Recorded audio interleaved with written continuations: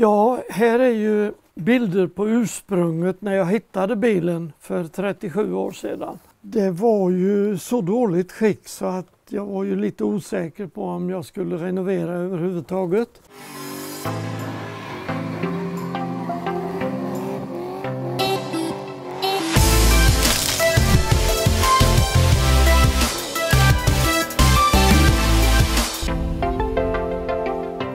Hallå, hallå! Hallå, ja. Hur är läget? Det är bra. Härligt! Ja, idag ska vi titta på riktigt gammalt svenskt stål. Men vi har ju inte vädret på vår sida. Och det här är ett väldigt litet garage. Men det ska vi nog kunna lösa i alla fall. Vad är det för någonting du har här inne? Det är en Volvo PV 659 1936 års modell. 1936? Ja. Ja, vädret blir inte bättre. Det regnar fortfarande väldigt mycket. Men kan vi backa ut den här en liten stund? Det tycker jag vi ska göra. Ja, men det blir ingen provtur. Nej, inte idag. Men vi rullar ut den då så vi får titta på den. Det gör vi. Enligt vad jag vet så finns det ingen mer körbar i Sverige än den här bilen. Till för 4 år sedan fanns det en i Stockholmstrakten. Och när han dog, den mannen, så såldes den bilen till Norge. Så den går där idag. Sen finns det ytterligare en under renovering i Halmstad-trakten. Men det är nog något år kvar innan det är bil utav den.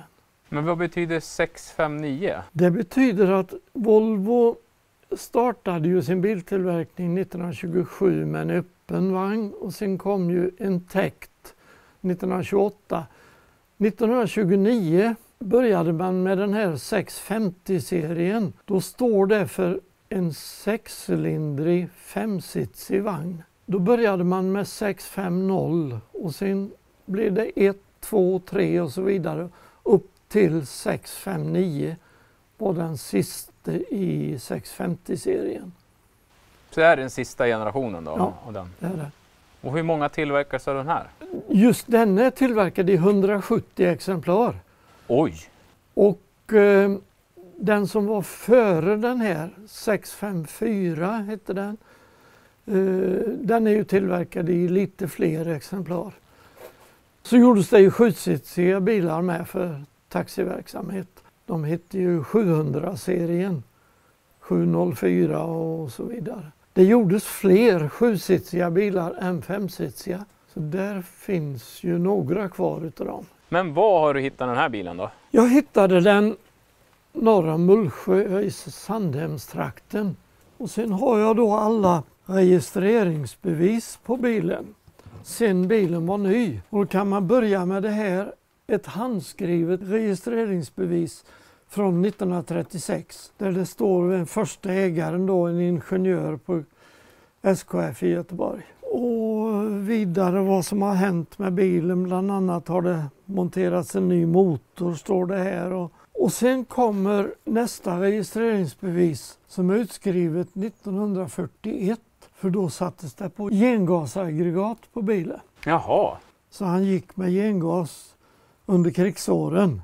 Och det är fortfarande första ägaren. Sen kommer andra ägaren. Nästa papper är tredje ägaren. Som inte hade bilen i mer än ett år ungefär. Jag tycker det är jätteroligt att stå icke lämplig för krigsbruk. Ja. Var det så på den tiden alltså? Ja. Man listade? Jajamän, var det. Tänk vad härligt man fick hem ett brev på posten att din bil är krigsplacerad om det skulle bli krig. Visst. Fjärde ägaren, där står det här att bilen gick över i Skaraborgs län under registreringsnummer R. Ja, du fick den nya registreringsskylt då, okej. Och då var fjärde ägaren ett företag som hette Älvsjö oljereningsaktiebolag i Hallaströmmen i Tidan norr om Mullsjö. 1948 köpte de bilen. 1951 bytte det företaget namn till Skandinaviska oljecentralen, men fortfarande var adressen Hallaströmmen uppe i Sandhem. Och 1953 står det här så skrotades bilen. Den gick inte till en bilskrot då? Nej, den hamnade på en gård utanför Sandhem där de tog axlarna och gjorde vagnar utav. Och där stod vraket kvar när jag hittade den. Ja, vraket, då kan inte det här vara något bra skick när du hittar den här då? Nej, Det var väl inte tänkt att renovera egentligen ifrån början. Men det var ju så dåligt skick så att jag var ju lite osäker på om jag skulle renovera överhuvudtaget. Men sen kom jag ju ganska snart underfund med att det fanns inga mer bilar bevarade. Och då blev det ju att jag bestämde mig för att det måste renoveras det här. Hur hittade du den här då? Ja, det var en kompis till mig som hade fått se den ute på gården när han åkte förbi. Så då tänkte han att det här är ett bra objekt för dig? Det trodde han att det var, ja. Och det tog 37 år innan det blev bil utav den. Herre. Så jag har besiktigat den nu i vår här.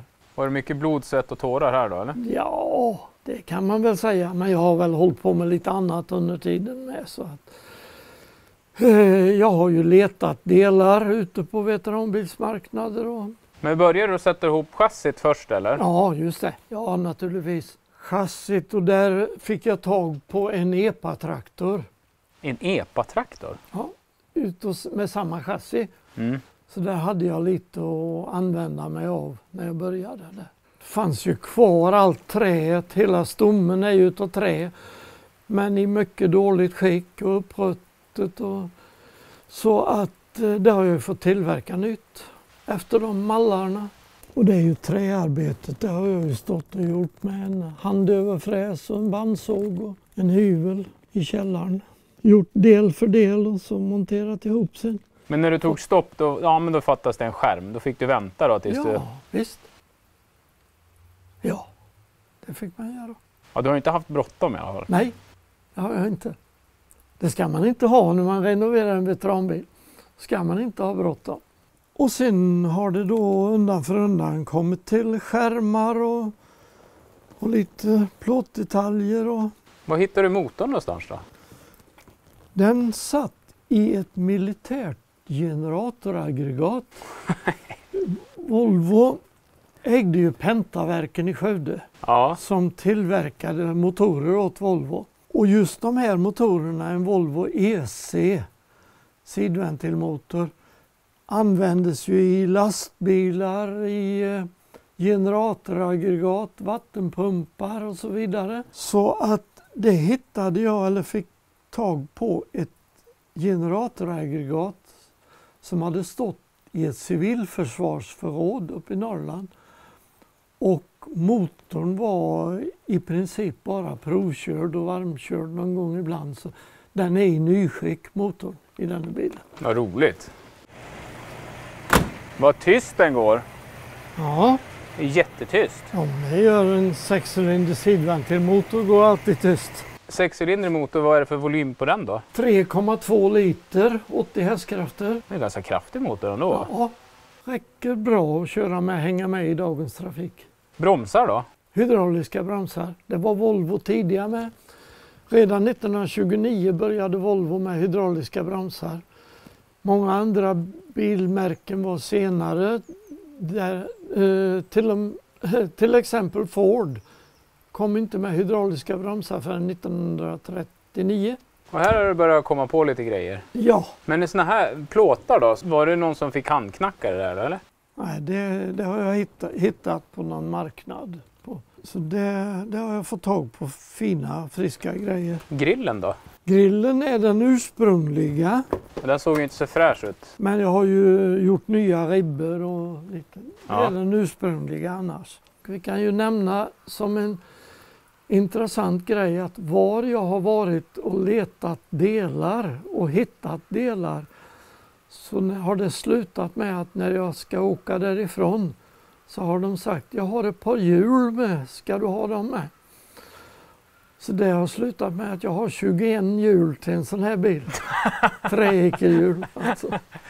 Fanns även alternativ stålekerfälgar. Men var det den här färgen? Ja, det är originalkulören. Och hur kunde du hitta den då? Jag har hittat en bil utav 34 års modell som har samma lack, samma färg. Mm. Och där har jag då lånat en plåtdetalj på den bilen och polerat upp och skannat av färgen och fått fram originalet på det viset. Är det någon som har handmålat det där eller? Nej. Det är stripes? Det är Jag har haft hjälp av min systers pojk som har satt på dem. För jag är själv för darrhänt så jag vågade inte sätta det själv. Förr så handmålades ju de där. Vad är det här? Ja, det är ju en koffert och det var ju som tillbehör. Jaha. Men jag har ju inte hittat något original. Utan den är här egenhändigt tillverkad. Men vad hade man här i då? Är det så var det här man hade väskor och... Ja, bagaget och fika och så vidare. Mm. Så den har jag gjort efter eget huvud egentligen. Med. Så här har vi campingbordet. Ja, perfekt. Men hur vet du hur den ska se ut då på insidan? Och... Ja, då är det så att bilen är levererad med rött skinn i inredningen. Och det fanns i princip inget kvar utav det. Det var väldigt dåligt. Men för en 20 år sedan, 25 år sedan fick jag reda på en man uppe i Västergötland som hade byggt mycket EPA-traktorer och skrotat mycket bilar. Så vi åkte upp till honom och frågade om han har en inredning till en sån här bil. Ja, det kanske jag har. Jag har ett helt skjul här ute med inredningar till bilar. Ni får leta igenom och se om ni hittar någonting. Så hittade vi en hel inredning i plysch till en sån här bil. Så den sitter i nu. Det är fantastiskt ju. Så att meningen är väl att jag ska återställa den till ursprunget. Och jag har leveransbeskedet ifrån Volvo i Göteborg. Och i det leveransbeskedet står det att bilen är levererad i färg sandbeige och med rött läder i inredningen. Och det hade jag lite små fragment utav det så att vi får se om det kan bli röd läderinredning. Det här var en lyxbil det här. Det var lyxbil. Sen är det ju som sagt var inte färdigt än här så att jag har ju bara lagt på lite masonitskivor på dörrarna och på sidorna. Vi får väl se om det kan bli en klädsel i den så småningom. Vad är det där för strömbrytare? Det. Jaha, du får ju belysning här inne. Ja. Men du, vilken rolig knapp. Det var ju som strömbrytare man har inne i ett gammalt hus. Ja. Här ser man ju innertaket. Det är ju... Ja, nu är det inte färdigt heller. Det ska ju kläs med ett bomullstyg på taket. Så det är ju inte färdigt än. Men du ser ju trästommen och hur det är uppbyggt. Det ser ut som en stålstomme, men det är trä det här alltså. Ja, det är trä. Vågar jag fråga hur många timmar du har lagt på den här? Nej, det har jag ingen koll på. Varken timmarna eller kostnaden har jag ingen koll på. Oj då. Så allt det här fick du leta då, delar till? Det fanns inga instrument kvar heller? Nej, det var det inte. Det har jag hittat separat. Jag har till och med original värmeelement i den. Monsun. Monsun. Och hur funkar den där? Ja, du har en fläktmotor bakom och så får du öppna här om du vill ha ut luften till passageraren. Sånt där måste vara svårt att hitta. Ja. Den blåser på bra den här. Och det är original för det finns med i reservdelskatalogen. Jaha. Sen är ju då vindrutan öppningsbar för ventilation. Hur funkar det här då när man kör? Får man in massa flugor då eller? Ja, naturligtvis. Men vad fick du tag på instrument då? Ja, det är ute på marknader. Det var samma instrument på lastbilarna. Jaha. Nej, nu kommer han igen, den här Volvo-killen som letar delar till sin... Du måste ju vara ökänd på varenda marknad. Ja. Bra instrumentutrustning, klocka till och med. Det var standard. Det hade Volvo ända ifrån 29 hade de klocka i dem. Och sen har du ju oljetryck och temperatur och bensinmätare och så hastighetsmätaren. Men det var härlig växelspak på den. Ja. Och är den här treväxlad? Ja, treväxlad. Och ettan är osynkad. Ja. Och hur har du fått tag på gummi och sånt där till dem då? Det finns nytt. Det var samma på lastbilarna med. Jag har flera omgångar fått tag i på marknader. Nya sådana pedalgummi. Det och så däck är det minsta problemet. Fanns det någonting du kunde använda av den här bilen? Ja, om vi säger det mesta framför vindrutan och framåt har jag väl använt mycket. Och resten var bara rost eller? Ja, det var det. Var den där svår att få tag på då? Nej, inte speciellt.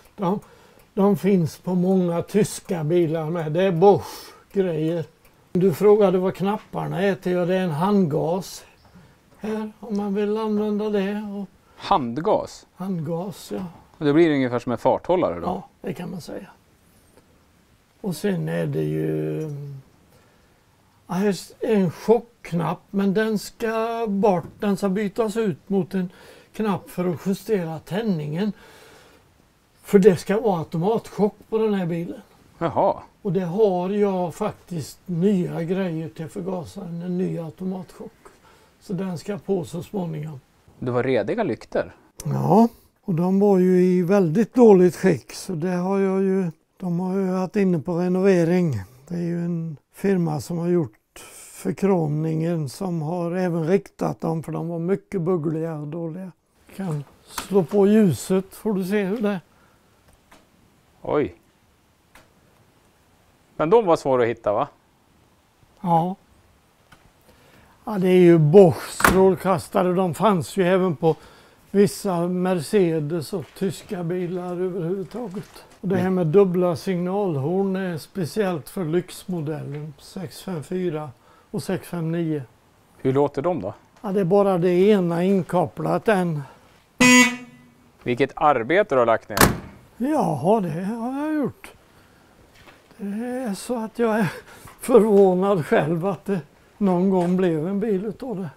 Man monterar dragkrok på den också. Ja, och det är så att i registreringsbeviset från 1941 så står det att det är drag för gengaskärra. Och då tänkte jag det att eftersom det har funnits drag på bilen tidigare så har jag satt på det även nu. Men det är ju en modernare krok det här, för att den var ju i så dåligt skick den som fanns där, så att den kunde jag ju inte visa för bilprovningen. Så det här är faktiskt en dragkrok från en V70. Det behöver vi inte säga till någon. Rune, vet du vad? Ni tycker det är hemskt att se den här fina bilen ute i regnet, så nu tycker jag vi kör in den här. Det gör vi.